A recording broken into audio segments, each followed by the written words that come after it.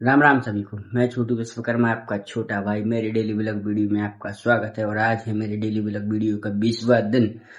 तो इन 20 दिनों में अभी तक कोई रिस्पॉन्स मिल नहीं रहा है। पहले तो ठीक था, फिर भी अकाउंट पे 10-20 व्यू आ रहे थे। अभी कुछ ही दिनों से अब तो बिल्कुल भी व्यू नहीं आ रहे हैं और मजा भी नहीं आ रहा है वीडियो बनाने में यार।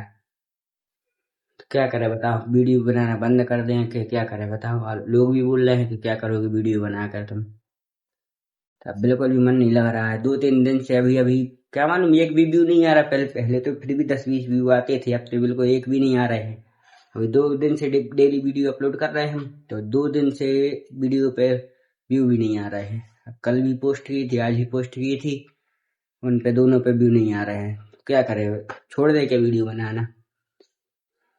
अगर आप लोग चाहते हैं कि नहीं छोड़े तो प्लीज सपोर्ट कीजिए छोटे भाई को अपने, ठीक है ना। क्योंकि आप लोग डिमोटिवेट मत करिए, मोटिवेट करिए हमें, ठीक है ना। राम राम।